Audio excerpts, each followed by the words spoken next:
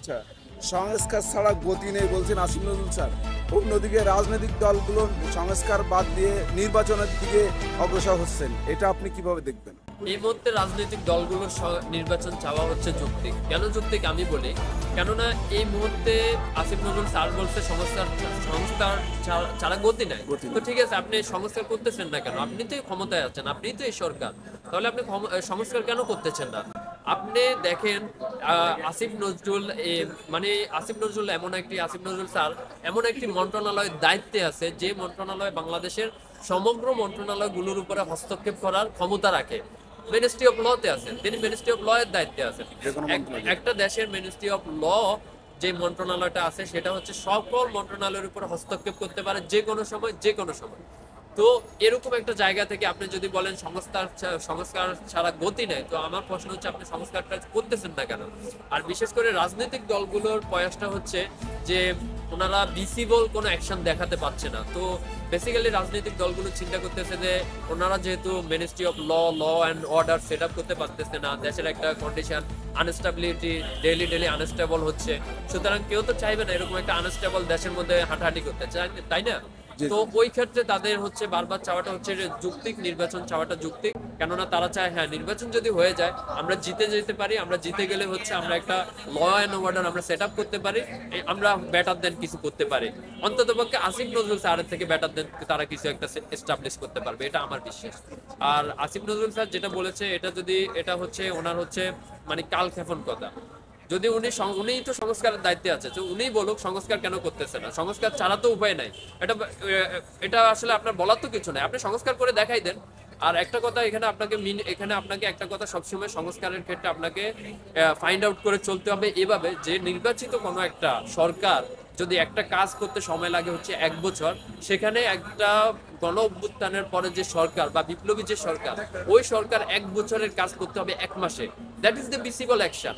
তো এইরকম visible action যদি আপনি 1 বছরের কাজকে যদি 1 মাসে করে দেখা দিতে পারেন, তখন যে কোনো রাজনৈতিক দল তাদেরও চোখ আছে, তারাও দেখবে যে না আসলে শুড বি এলস, মানে কিছু একটা অ্যাকশন হচ্ছে, কিছু একটা হচ্ছে আমরা দেখতে পাচ্ছি, সুতরাং নির্বাচন করে এত হাহাকার করার দরকার নাই।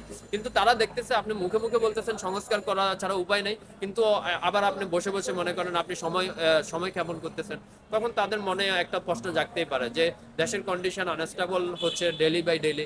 এরকম একটা আনস্টেবল কন্ডিশনে তাদের পার্টির জন্য হচ্ছে এফেক্টেড হতে পারে, জনমানুষের জন্য এফেক্টেড হতে পারে। তো দুদিক থেকে বিবেচনা করে নির্বাচন চাওয়াটা যৌক্তিক।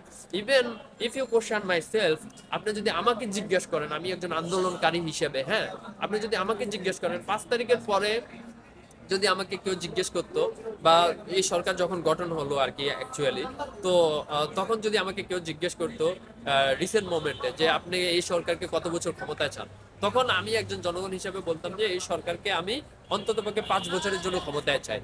কিন্তু right now if you asking me যে এই সরকারকে আপনি কি মনে করেন আরো কতদিন ক্ষমতায় থাকা উচিত, আমি বলবো যে এই সরকারকে ক্ষমতায় থাকা উচিত না। কেন উচিত না? আমি এই সরকারের বিরুদ্ধে বলতেছি না, আমি এই সরকারের উপদেষ্টাদের বিরুদ্ধে বলতেছি। আপনাকে আমি একটা প্রশ্ন করি, আমাদের ডাক্তার ইউনূস স্যার, তার যোগ্যতা এবং অভিজ্ঞতার বিষয়ে আমার কোনো কোশ্চেন নাই, কিন্তু ডাক্তার ইউনূস স্যার কি একদম একদম গ্রাউন্ড লেভেলে এসে কোনো কিছু পর্যবেক্ষণ করে কাজ করতে পারবে? সেই সক্ষমতা কি আছে? নাই। কেন পারবে না? কেননা তিনি একজন সরকার প্রধান, তিনি চাইলেও গ্রাউন্ড লেভেলে আসতে পারবে না। So who is the camp here? কে আসবে গ্রাউন্ড লেভেলে? গ্রাউন্ড লেভেলে অবশ্যই উপদেষ্টারা আসবে।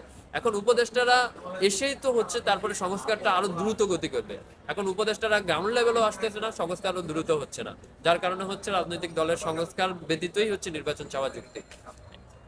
সংস্কার ছাড়া নির্বাচনটা দেওয়া আপনার পক্ষে কতটুকু যুক্তিযুক্ত? এটা আসলে আগে আপনাকে দেখতে হবে যে তারা যে আমাদের উপদেষ্টারা যে ক্ষমতায় এসেছে বা ক্ষমতা নিয়েছে আমাদের রক্তের উপর দিয়ে, তারা কতটুকু সংস্কার ভিসিবল সংস্কার করেছে।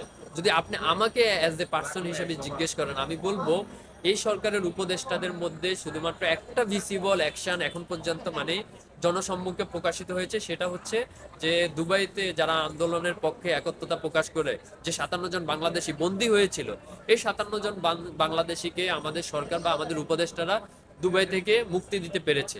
ব্যাস, এটাই একটা ভিসিবল অ্যাকশন। এখন আপনি দেখেন একটা দেশে ল অ্যান্ড অর্ডার নাই, রাস্তাতে বের হলে ট্রাফিক, রাস্তাতে বের হলে পুলিশের সমস্যা, রাস্তাতে আপনি যেখানে যাবেন সেখানে একটা হিউম্যান সিকিউরিটি বলে একটা বিষয় আছে। There is a no human security right now in Bangladesh, ঠিক আছে? কোনো হিউম্যান সিকিউরিটি নেই। এই যে 4জন আন্দোলনকারী ভাই মনে করেন প্রাইভেট ইউনিভার্সিটি খুন হয়ে গেল, খুন হয়ে গেল, গুপ্ত হত্যার শিকার হলো, তাইলে আনস্টেবল একটা পরিবেশ এখানে চলমান আছে। তো এরকম একটা আনস্টেবল পরিস্থিতিতে একটা যেখানে মনে করেন বিরোধী দলের ভূমিকায় একটা দল রয়েছে, বেসিক্যালি বিএনপি এবং জামাত, তারা তো বলবেই ঠিক আছে, আর যেহেতু দেশের পরিস্থিতি আনস্টেবল হচ্ছে ডে বাই ডে, সুতরাং নির্বাচন দিয়ে আপনারা আমাদেরকে ছেড়ে দিতে পারেন, we can shoot something else action, মানে আমরা ইচ্ছা করলে মানে কিছু একটা অ্যাকশন নিতে পারবো, এটা তাদের ভরসা। ইভেন আমি মনে করি তারা দে ক্যান ডু। ধন্যবাদ।